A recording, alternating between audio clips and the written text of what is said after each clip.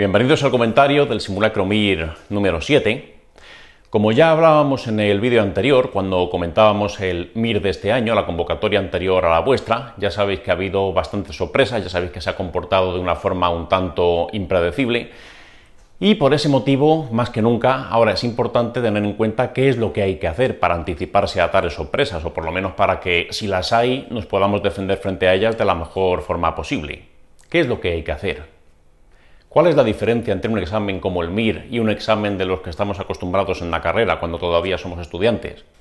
Un examen en la carrera tiene un temario definido, sabes que el examen de nefro solo van a preguntar nefro y la mayor parte de las preguntas, si no todas, van a ser sobre lo que te han contado en clase. Si el profesor es honesto y es honrado, normalmente es lo que va a hacer. Pero el ministerio ni es honesto ni es honrado, por lo menos no en ese sentido. El ministerio tiene un examen que se llama MIR, que no tiene un temario definido, que te pueden preguntar cualquier cosa de cualquier especialidad, más fácil, más difícil, y les tienes sin cuidado con qué libros te preparas o quién te ha dado las clases. Así que entonces, ¿qué es lo que hay que hacer? Conocer al enemigo. Es muy importante esto. Aquí, en un examen así, el que mejor resultado obtiene, el que le va realmente bien, no es solamente alguien que se sabe muy bien el temario, que ha estudiado mucho, porque aquí no hay temario, aquí hacen lo que les da la gana. ¿Qué es lo que tienes que hacer para que te vaya realmente bien? Aparte de estudiar mucho y hacer un gran esfuerzo, que eso lo vais a hacer todos y de eso no me cabe ninguna duda. Tienes que conocer muy bien al enemigo. Esto es básico. Mucha gente cuando estudia solamente se fija en lo que está estudiando, es decir, si se lo sabe o no se lo sabe, si lo entiende o no lo entiende, si va a necesitar repasarlo otra vez más o no, ese tipo de cosas. Pero no solamente tienes que fijarte en eso. También tienes que fijarte en cómo piensa el ministerio, en cómo el ministerio pregunta las cosas, cómo le gusta preguntar, qué le gusta preguntar, qué es lo que pasa después de que en un examen aparezca una novedad, si esa novedad tiende a aparecer en los siguientes o no tiende a hacerlo. Ese tipo de cosas también son importantes. Eso es un trabajo más nuestro que vuestro, eso es algo más de la academia que de la persona que estudia para prepararse, pero tú también tienes que hacerlo a la hora de estudiar. ¿A qué me refiero con esto? ¿Por qué es tan importante conocer al ministerio, conocer cómo se comporta? Vamos a verlo en el simulacro que acabáis de realizar. Ya todos los simulacros que hagáis desde ahora hasta final del curso se han puesto pensando mucho en cómo se ha comportado en las últimas ediciones. Así que vamos a ver, ¿qué es lo que se ha visto llamativo durante las últimas convocatorias con respecto a las anteriores? Cuando el MIR empezó a poner imágenes, convocatoria 2009-2010, de esto ya hace mucho tiempo, las primeras veces que lo hizo, pues aquello era como algo bastante ligero, había menos imágenes, había menos preguntas con foto, en fin, era una cosa totalmente distinta. Y las fotos que aparecían eran realmente muy típicas, muchas veces ni siquiera hacía falta verlas para poder acertar la pregunta. Los primeros años que ponían un electro al año, esa era la media. ¿Qué es lo que pasa ahora? No sé por qué, pero parece que la sección de cardiología del MIR ha copado un porcentaje altísimo de las preguntas con imagen. No solamente es que aparezcan electros en el MIR, ese es el menor de los problemas. Últimamente en el MIR están preguntando también ecocardios, ecodoppler, incluso alguna técnica más avanzada como un TAC cardíaco o una resonancia magnética cardíaca. Este tipo de cosas las estamos llegando a ver. ¿Qué hay que hacer entonces? Simulacros, exámenes donde las cuestiones se parezcan a estas, donde te pongan a prueba de una forma parecida al ministerio. Pero claro, esto tiene un problema también. Se puede esperar de mí que como estudiante de medicina o como médico recién terminado tenga una cierta idea de ver los electros más normales, los electros más típicos, pero se puede esperar de mí que sepa identificar correctamente las alteraciones de una resonancia magnética cardíaca. Cuando los cardiólogos están, algunos de ellos, subespecializados en imagen cardíaca y se dedican precisamente a ver resonancias. Esto no vamos a ser hipócritas. Nadie espera de ti o nadie debería esperar de ti que domines todas las técnicas posibles que se puedan hacer de imagen en cardio, porque eso no puede ser. Tendrías que dedicarte a eso profesionalmente y no es el objetivo del MIR que te especialices directamente en cardio antes de hacer el MIR. Eso no puede ser. ¿Qué hay que hacer entonces? Tienes que aprender a defenderte como puedas y donde no alcancen tus conocimientos lo que tienes que hacer es que tu astucia sí alcance. Y aquí tenemos un buen ejemplo en una pregunta de este examen. Pregunta número 4. La pregunta número 4, desde el punto de vista de su contenido, se puede considerar difícil, sobre todo cuando la foto que acompaña es una resonancia magnética cardíaca. Pero se puede sacar la pregunta número 4 con unos conocimientos muy de andar por casa, con conocimientos normales del MIR, incluso con conocimientos de la carrera, sabiendo muy poquito todavía del MIR. Estamos en primera vuelta, estamos muy lejos del examen, pues vamos a ver si eso es posible. Dice la pregunta número 4. Varón de 48 años con síncopes de repetición y hermano fallecido de muerte súbita realizando actividad física. La resonancia muestra una imagen vinculada, que ahora vamos a ver, pero no va a ser lo primero ni mucho menos porque todavía doy por hecho que las imágenes y más de resonancia cardíaca pues no estamos precisamente muy versados ninguno. Dice, ¿cuál es el diagnóstico más probable? Vamos a ver. Sin ver la imagen, por sentido común, hay dos opciones que automáticamente tendrías que descartar. Y mucho cuidado, no te fijes tanto en lo que te cuentan del paciente, sino en la prueba que te están dando del paciente. Pero si me acabas de decir que no mires la resonancia, e insisto en ello, no mires la resonancia, pero lo que sí sabes es que te han dado una resonancia, te lo han dicho. Eso es pista suficiente para descartar dos opciones.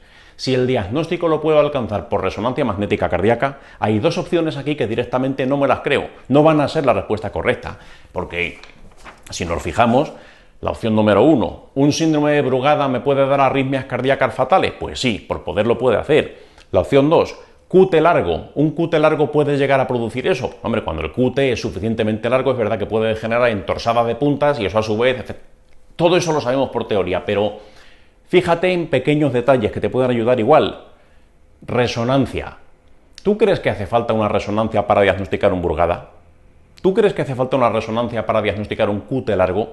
¿Qué es lo que se ve en un Brugada o qué es lo que se ve en un QT largo? A lo mejor no sabes muy bien qué es lo que se vería en un electrocardiograma, pero sabes que esas patologías se diagnosticarían con electros, no con resonancias. ¿Por qué? Porque el Brugada podrás no saber mucho de él. Yo tampoco sé mucho del Brugada, pero sabes lo suficiente para acordarte que es una canalopatía, es una alteración de un canal, que a lo mejor no recuerda exactamente si es el canal de sodio o si es el canal de no sé qué, puede ser que eso no te acuerdes, pero sabes que eso es una canalopatía. Igual que lo del QT largo, también tiene alteraciones de los canales, de diferentes iones. No recordarás cuál, pero desde luego en una resonancia, y la resonancia puede ser muy fina, pero difícilmente una resonancia va a ser tan fina como para ver canales de sodio alterados. Es una cosa que no se va a ver en la resonancia. Lo que sí que puedes ver en esas patologías es que en el electro haya algún patrón característico o que el QT esté largo. Esa terminología es electrocardiográfica, no de resonancia. Luego, entonces aquí, aunque no tengas ni idea de lo que te están preguntando, la 1 y la 2 nunca se diagnosticarían con una prueba de imagen. La 1 y la 2 ya no me las creo. Me quedan otras dos. Me queda la 3, miocardiopatía hipertrófica septal. Es una forma de miocardiopatía hipertrófica obstructiva. Bien, bueno. Y la 4, displasia de ventrículo derecho. Hay dos formas de enfocar esta pregunta. Desde el punto de vista académico, ortodoxo, teórico, que sería el siguiente. Yo he estudiado que tanto la 3 como la 4, pueden producir muertes, asociación familiar, porque ambas son autosómicas dominantes, porque ambas he leído que pueden producir fallecimientos en relación con el ejercicio, pueden producir arritmias cardíacas fatales. Bien, de acuerdo, pero se trata de acertar la pregunta y puede ser que a lo mejor no sepa todo eso el día del examen. El día del examen os digo lo que va a pasar. La opción número 3, miocardiopatía hipertrófica septal, de eso vas a saber bastante. ¿Por qué? Porque se ha preguntado mucho en el MIR y por tanto pues tienes un conocimiento suficiente sobre esa patología.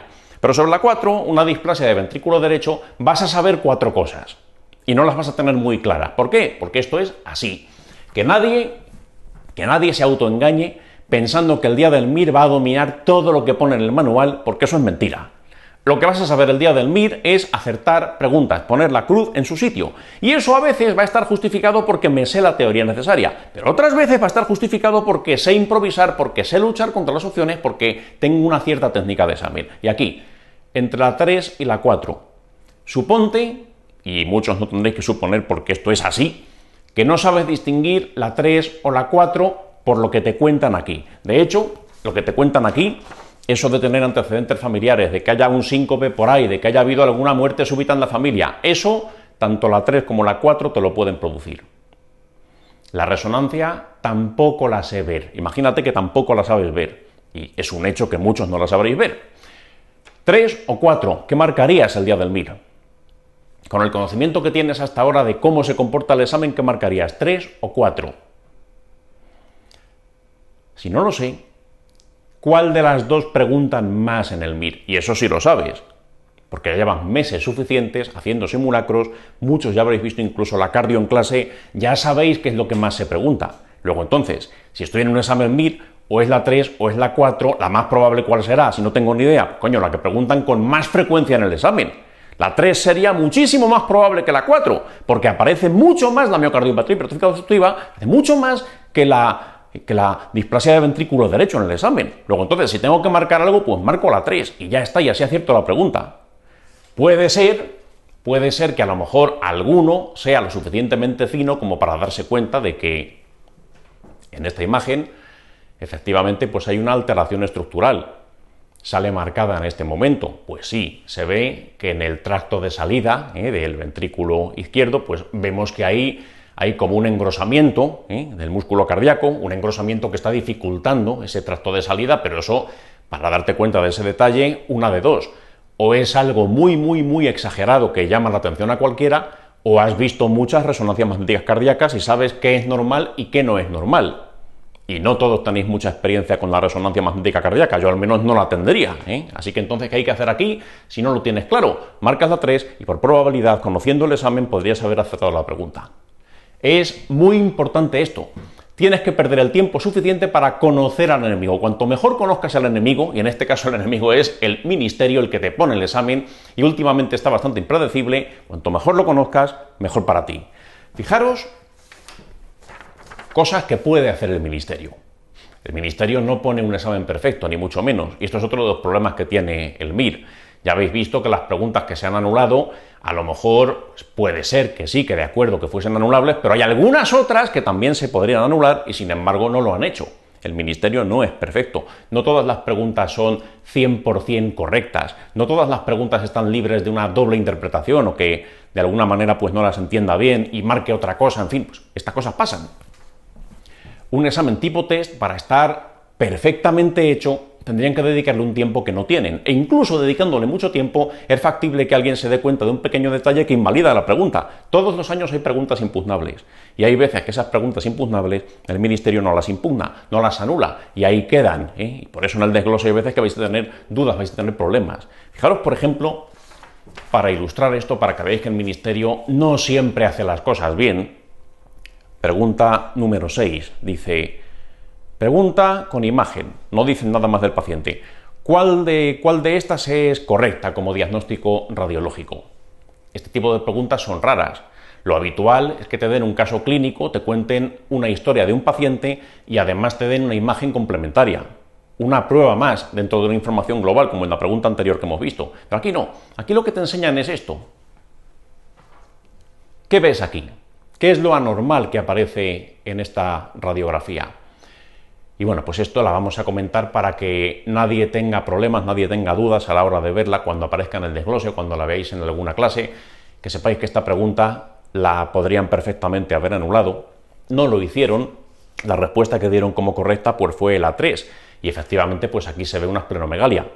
Pero cuidado, hay algo más que se ve en esta imagen y que el ministerio pues no dio como correcto. Hay dos opciones correctas. Se ve esplenomegalia, ahora veremos a continuación en qué hay que fijarse por si acaso apareciese otra vez una esplenomegalia en el examen, pero también fijaros, la opción número 4, sacroileitis, se podría considerar correcta.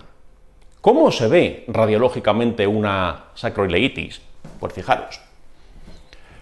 Esta pregunta la falló muchísima gente cuando se puso. ¿Por qué? Porque el ministerio, hasta esta convocatoria, esta es una pregunta de hace pocos años, nos tenía acostumbrados ¿a qué? A preguntar sacroileitis con mucha frecuencia. Era muy común que apareciese gente con espondilitis anquilopoyética y entonces pues se veía una sacroileitis bilateral, es lo característico en esa enfermedad. Y bueno, pues vamos a ver cómo se ve una sacroileitis. Fijaros, aquí tenemos una radiografía, se ven las sacroiliacas normales de un paciente.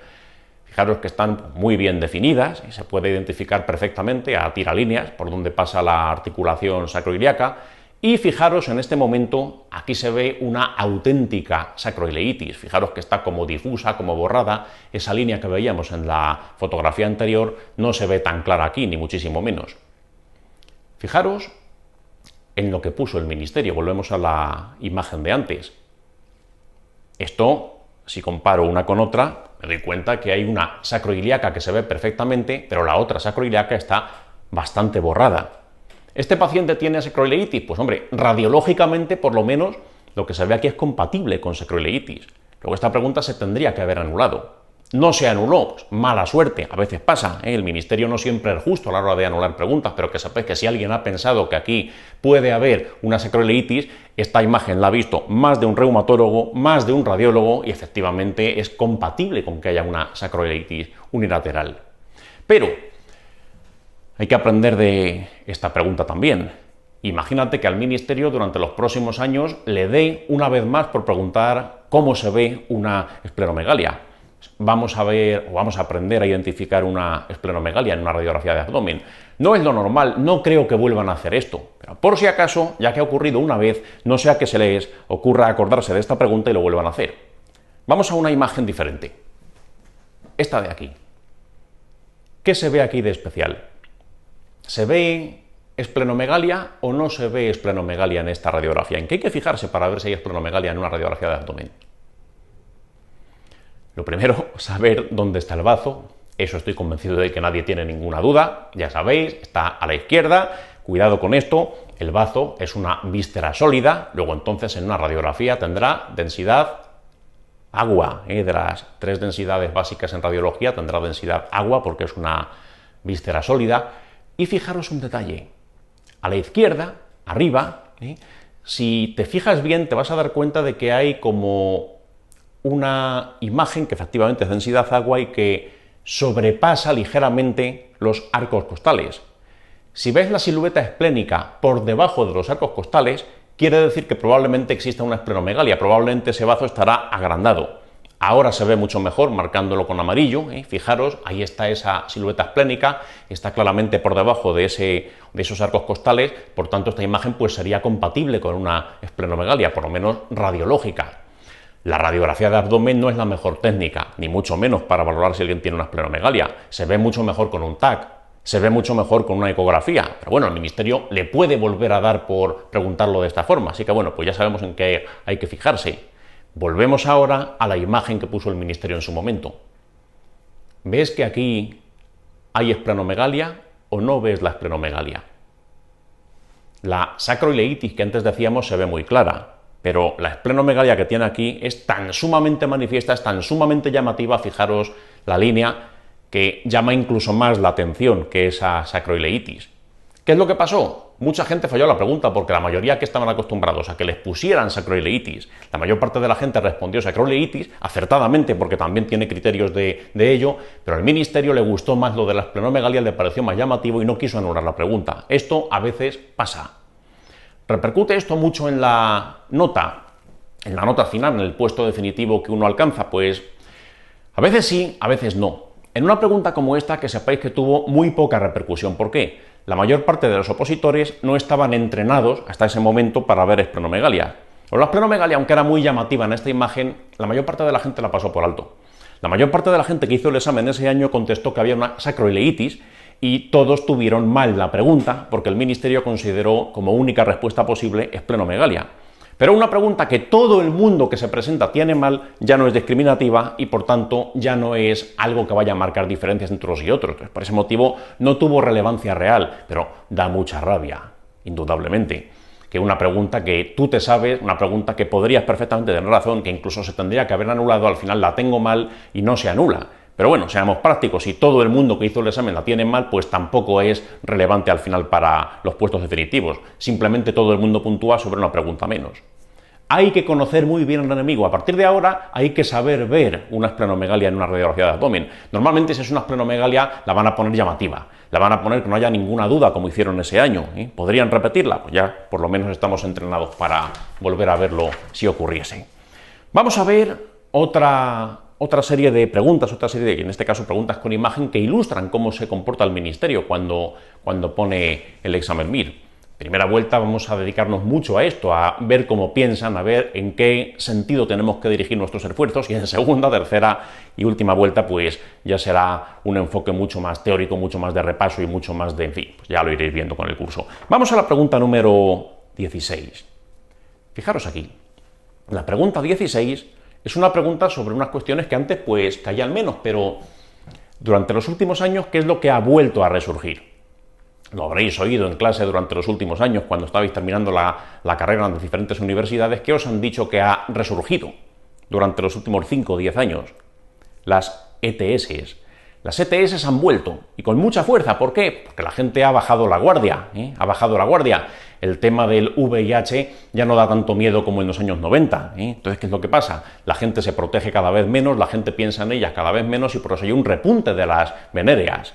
Hay un repunte de la sífilis, hay un repunte de todo aquello que se pueda confundir con la sífilis, y muchas veces el examen MIR refleja la realidad epidemiológica del medio en el que se pone. Por eso tenemos que estar preparados para las venéreas. Vamos a la pregunta número 16, fijaros aquí, nos hablan de un paciente de 35 años, esto me llama la atención, fijaros aquí nos ponen la imagen correspondiente a este paciente.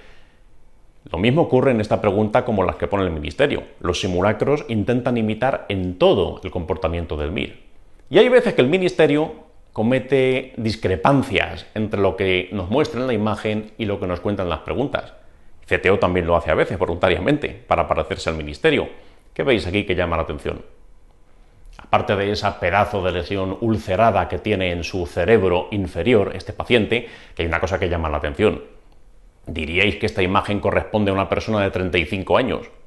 Fijaros en las manos. Esas manos son propias de una persona de 75 o de 80. Hay veces que no coincide mucho la información que te dan con lo que ves en la imagen. Pero bueno, supongamos que esas manos fuesen más jóvenes, supongamos que el paciente pues fuese realmente de 35 años. ¿Qué es lo que llama aquí la atención? Una única lesión, una única lesión. Cuidado con esto. Aquí se ve una única lesión, pero las características que te dan, dice, tiene una adenopatía inguinal supurada. Mucho cuidado. Recordad en ese diagnóstico diferencial que ya vimos hace algunos vídeos sobre las enfermedades venéreas que daban chancros, etcétera, todo aquello que dijimos. La sífilis era la que típicamente producía un único chancro. Y el chancroide o chancro blando se caracterizaba porque daba múltiples chancros. Aquí solamente se ve uno, pero fijaros la información que nos dan en la imagen, en el enunciado de la pregunta. Una única, cuidado, una única adenopatía supurada. ¿De qué te están hablando entonces? De un chancroide. Esto no parece que vaya a tratarse de una sífilis, sino de un chancroide. Acordaos, la sífilis, ¿qué te van a decir de ella? Adenopatías bilaterales, adenopatías bilaterales. Aquí podríamos pensar en un chancro blando, chancroide, Haemophilus ducreyi. El Haemophilus ducreyi se ha preguntado en las últimas convocatorias del MIR, cuidado con las venéreas, miraoslas bien porque seguro que en vuestro examen alguna pregunta habrá. Y bueno, pues nos dicen cuál sería la incorrecta con respecto al diagnóstico que sospechamos. Dice la 1 que lo produce una bacteria cocobacilar gram negativa. Esas son las características microbiológicas de este bicho, del Haemophilus ducreyi. La 1 pues tiene razón. Dice la 2, consiste en una úlcera genital blanda, no dolorosa, que sangra con facilidad. ¿Qué es lo que falla en la opción número 2? Sí es dolorosa, acordaos, las lesiones del chancro blando sí que son dolorosas, a diferencia de las lesiones de la sífilis que son indoloras característicamente, así que por eso la opción número 2 es la que miente, es la que habría que marcar. La 3 dice que es cofactor de la transmisión del VIH, esto es verdad y esto hay que recordarlo porque más de una vez lo han preguntado. Si yo tengo una lesión que produce úlceras a nivel genital y además estoy infectado de VIH, es más probable que lo transmita. ¿Por qué? Pues porque tengo está más expuesta la mucosa, hay una vulnerabilidad de la barrera cutáneo-mucosa, por ese motivo pues es más fácil tanto que la contraiga como que la transmita, en caso de que haya lesiones ulceradas, aparte de la infección por VIH. Entonces la 3 es claramente cierta. Y luego la última dice en la 4 que el periodo de incubación es de una semana como máximo. Eso también lo vimos en aquel cuadro resumen que hicimos sobre las venéreas. Acordaos que en el caso de la sífilis hablaríamos de una incubación de semanas, mientras que en el chancro blando o chancroide hablamos de una incubación de días, una semana como mucho, 3, 4, 5 días es lo habitual. Entonces, por eso todas tienen razón menos la 2. Cuidado, sí que duele, la sífilis es la que es indolora, por eso la 2 sería la solución de la pregunta. Es muy importante esto. Las cosas que por algún motivo se ponen de moda a nivel social, a nivel epidemiológico o incluso que salen mucho en la tele, el Ministerio toma nota y lo pregunta. Se puso de moda la difteria hace algunos años. ¿Por qué? Porque el caso que hubo, cuando es una enfermedad que hacía décadas que no se diagnosticaba en nuestro país, pues aparecieron preguntas sobre difteria. El famoso virus Zika, etcétera, tal, pues cayó en el examen MIR. Cuando yo me presentaba Me presentaba en el año 2002-2003, por esa época fue muy sonado un caso de un futbolista que incidentalmente se le diagnosticó un hipernefroma, haciéndole una ecografía abdominal por otro motivo. Esa fue una cosa que fue muy mediática, muy de prensa, y en el 2004, que fue el año que yo me presenté, preguntaron mucho más sobre hipernefroma, y el siguiente año también mucho más sobre hipernefroma. Se puso de moda simplemente por eso, porque alguien conocido lo había padecido y salía mucho en la tele, y entonces piensan más en ello. La gente del ministerio, aunque a veces no lo parezca, también son de carne y hueso y ven las mismas revistas que tú, los mismos periódicos, los mismos canales de televisión. Tienen algunas prácticas raras que no diréis, que ya descubriréis, pero en esencia viven en la misma sociedad que tú y son influenciables, por tanto. Mucho cuidado con eso. Cuando veis un tema muy mediático, es probable que eso aparezca en el examen. Bien, pues dejamos entonces la pregunta 16 y vamos a la pregunta 26, también una pregunta de imagen, para ver cómo se comporta el ministerio también, sobre todo con las preguntas con foto. La pregunta número 26 es sobre el epitelioma vasocelular. Evolución típica en el MIR. Preguntan un concepto de forma totalmente clara. Del libro, copiado de un párrafo, para que sea absolutamente característico, que habían preguntado durante décadas del epitelioma vasocelular, incluso antes de que hubiese fotografías. ¿Qué pregunta el ministerio de eso? Todavía estáis empezando, todavía falta mucho tiempo para que os presentéis. Alguno incluso todavía pues ni se lo habrá mirado en dermatología, ya os lo digo yo.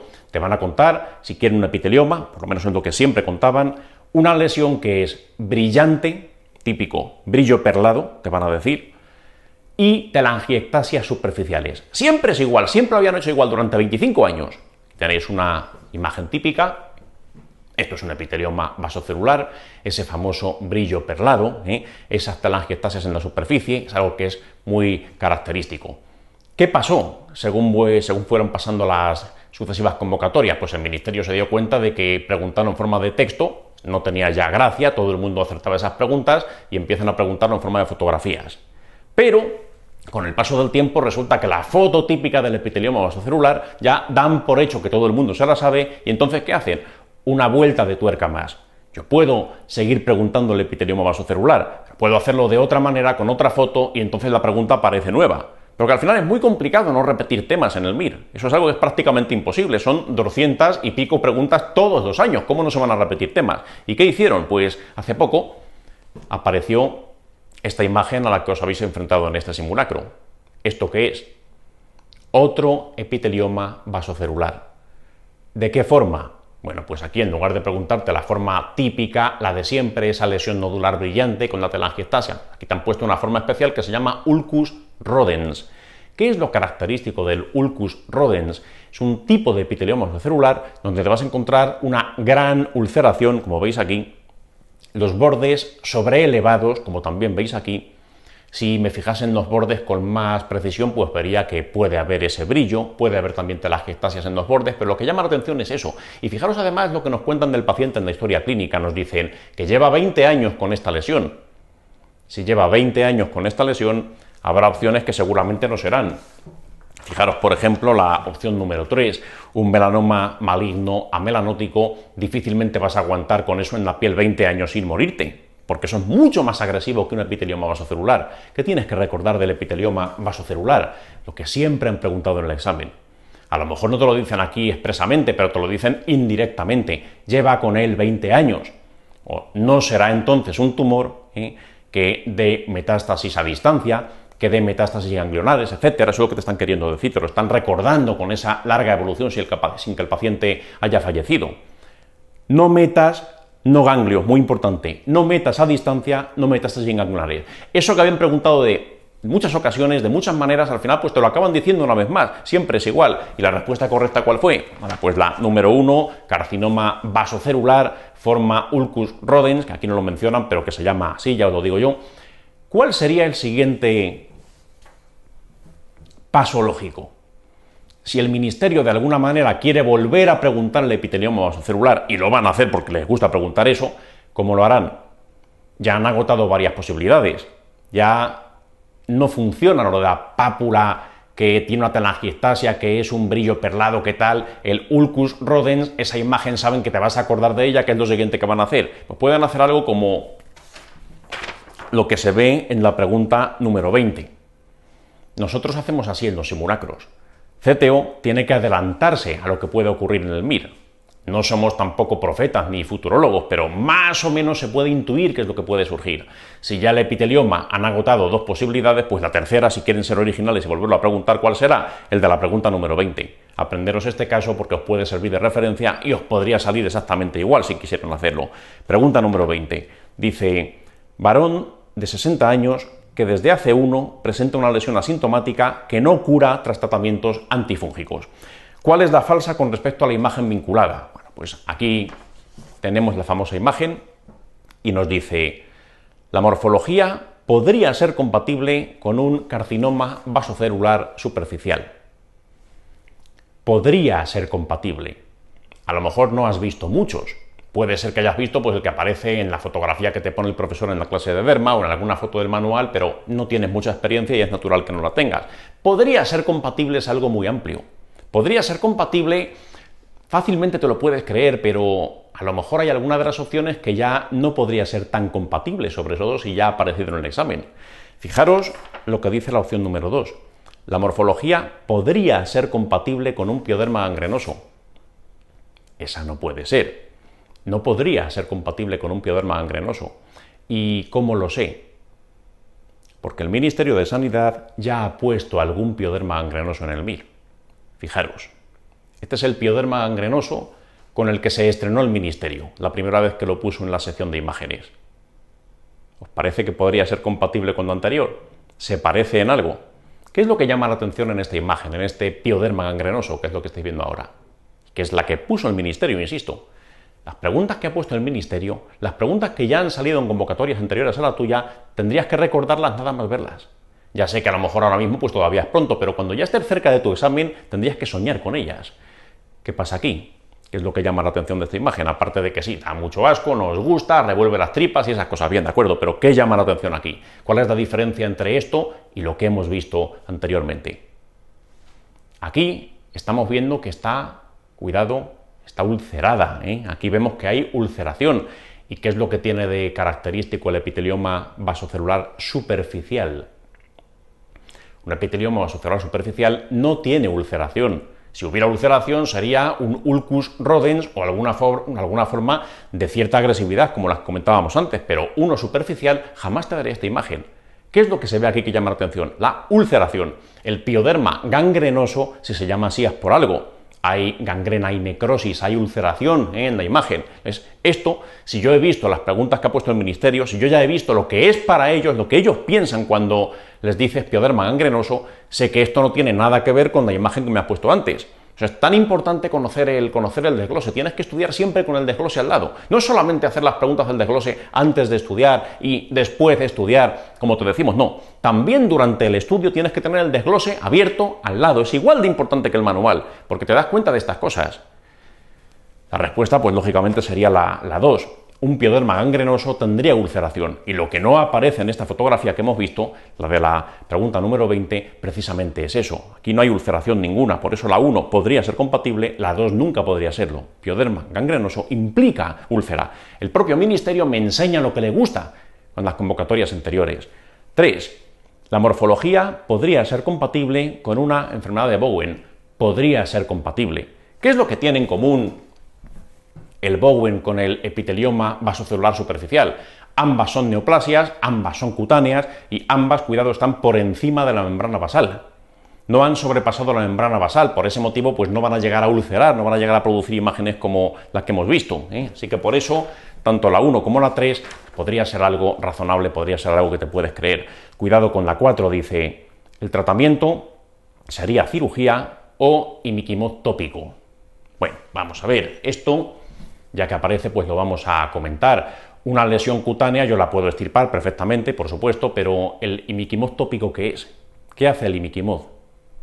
Esta fue la primera vez, es una pregunta que es parecida, no es exactamente igual que la que apareció en el Ministerio, pero es parecida. El imiquimod ya se ha mencionado alguna vez en las preguntas de derma en el MIR. ¿Qué hace el imiquimod? Si yo tengo aquí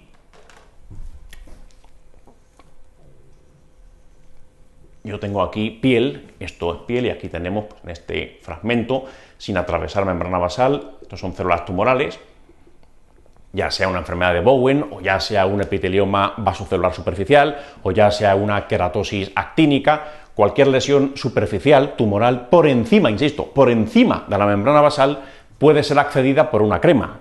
Imiquimod tópico, imiquimod en crema, se aplica aquí, y el mecanismo de acción que tiene el imiquimod es atraer células del sistema inmune, van a llegar aquí linfocitos de la inmunidad, y atraídos por este imiquimod, se van a dar cuenta de que estas células de aquí son malignas y van a luchar contra ellas y por un mecanismo inflamatorio las van a destruir. Entonces, esto se puede aplicar en neoplasias que sean superficiales, neoplasias que no hayan pasado esta membrana basal, queratosis actínicas, epitelioma vasocelular superficial, importante ese apellido de superficial, en un Bowen también podrías ponerlo, etc.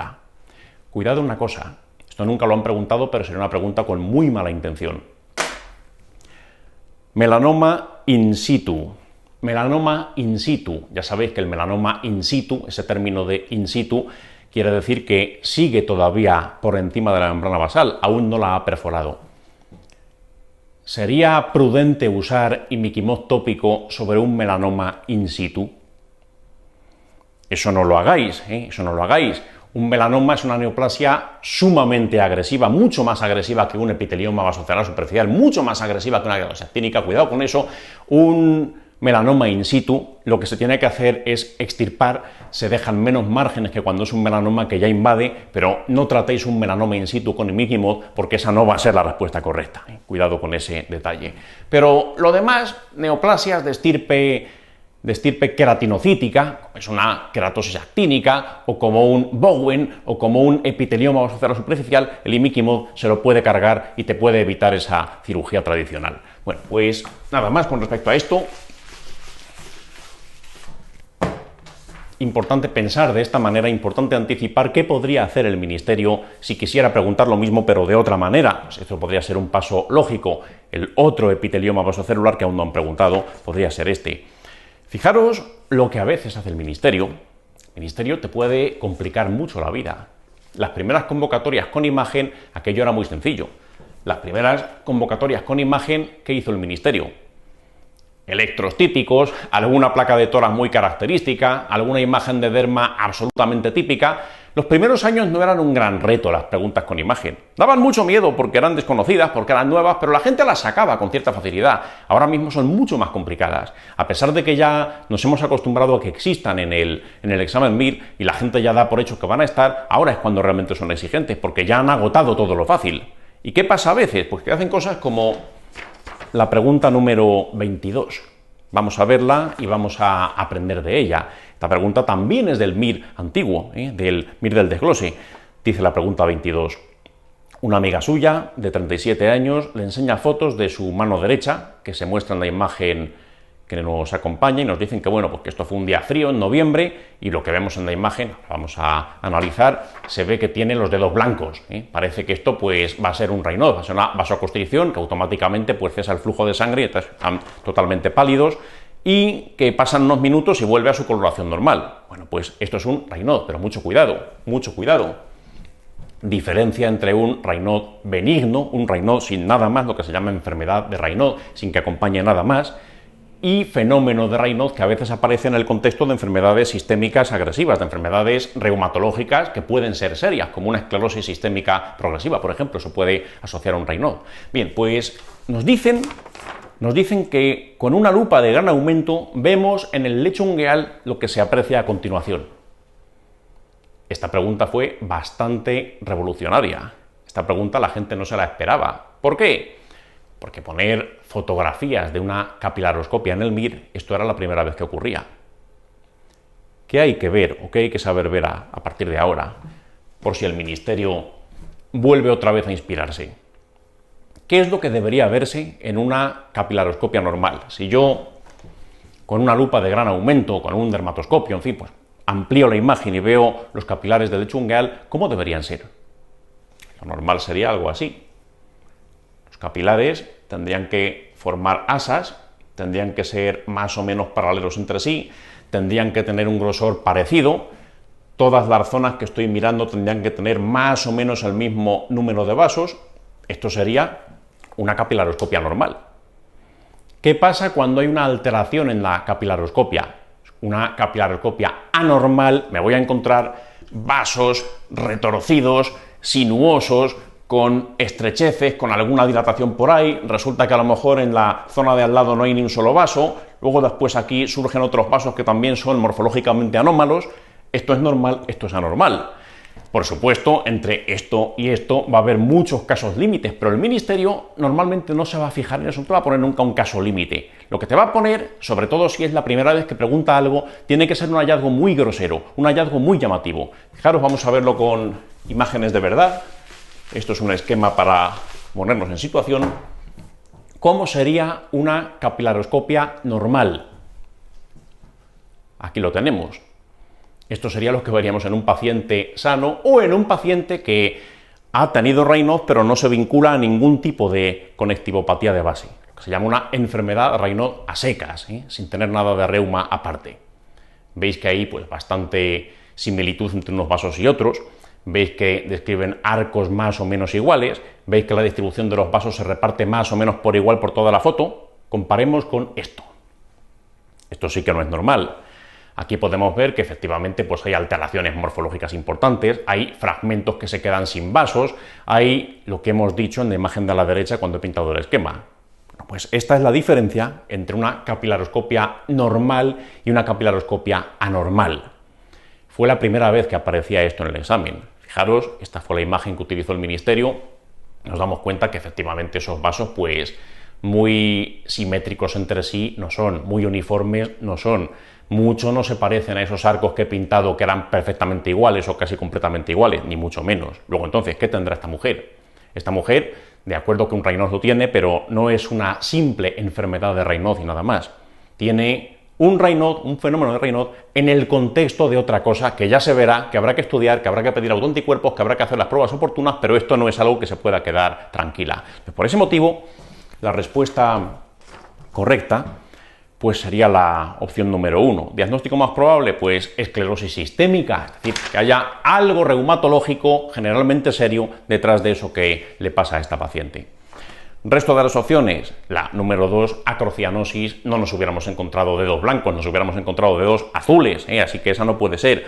Y la opción número 3, livedo reticularis, eso nunca ha aparecido en el MIR como fotografía, pero una livedo reticularis, como podéis ver ahora, por si acaso alguna vez surgiese, no tiene nada que ver. Vemos que forma como una especie de retícula, vemos que hay una imagen que es de color como eritomatoso violáceo, pero que no se parece ni mucho menos a un Raynaud.